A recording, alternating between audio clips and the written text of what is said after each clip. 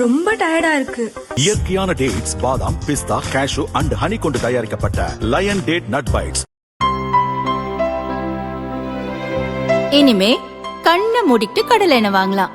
ஏன்னா மந்த்ரா கடலை எண்ணெய் இதயத்தின் தயாரிப்பு. வறுக்க, பொரிக்க, ஏன் எல்லா சமையலுக்கும் மந்த்ரா தான். மந்த்ரா கடலை எண்ணெய், அபார ருசி, ஆரோக்கியமான உடல் நலம்.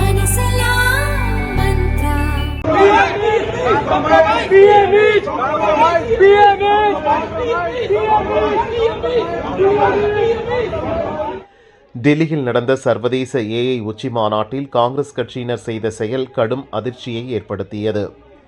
ஏஐ மாநாட்டின் கண்காட்சி அரங்குக்குள் புகுந்த இளைஞர் காங்கிரசார் அரை நிர்வாண கோலத்தில் அரசுக்கு எதிராக கோஷம் போட்டனர்.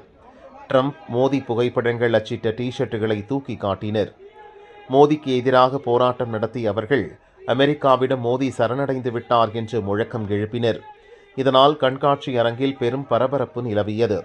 இந்த சம்பவம் தொடர்பாக 10 பேரை போலீசார் கைது செய்து கஸ்டடி எடுத்து விசாரணை நடத்தி வருகின்றனர்.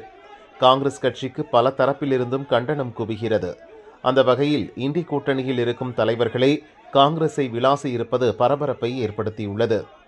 சமாஜ்வாதி கட்சி தலைவரும் உத்தரப்பிரதேச முன்னாள் முதல்வருமான அகிலேஷ் யாதவ் கூறியது, ஏஐ உச்சி மாநாட்டில் காங்கிரஸ் இளைஞரணி தொண்டர்கள் மேலாடை இல்லாமல் அரை நிர்வாணமாக போராட்டம் நடத்தி நம் நாட்டுக்கு பெரும் அவமானத்தை கொண்டு வந்துள்ளனர். பாரதிய ஜனதா அரசு மீது நமக்கு 1000 விமர்சனங்கள் இருக்கலாம். அதற்காக சர்வதேச பிரதிநிதிகள் ஒன்று கூடிய இடத்தில் நம் நாட்டை அவமானப்படுத்தும் வகையில் நடந்து கொண்டது சரியல்ல. வெளிநாட்டு பிரதிநிதிகள் முன்பாக இப்படி ஒரு போராட்டத்தை காங்கிரஸ் முன்னெடுத்திருக்கக்கூடாது. நிச்சயம் தவிர்த்திருக்க வேண்டும். காங்கிரஸ் இளைஞரணி தொண்டர்களின் இந்த செயல் வெட்கக்கேடானது என்று விளாசியுள்ளார் அகிலேஷ் யாதவ். ஏற்கனவே இந்தி கூட்டணிக்கான புதிய தலைவரை தேர்வு செய்ய வேண்டும். திமுக தலைவர் ஸ்டாலின் அல்லது மம்தாவுக்கு அதிகாரம் வழங்க வேண்டும் என்று பல தலைவர்களும் வலியுறுத்தி வருகின்றனர்.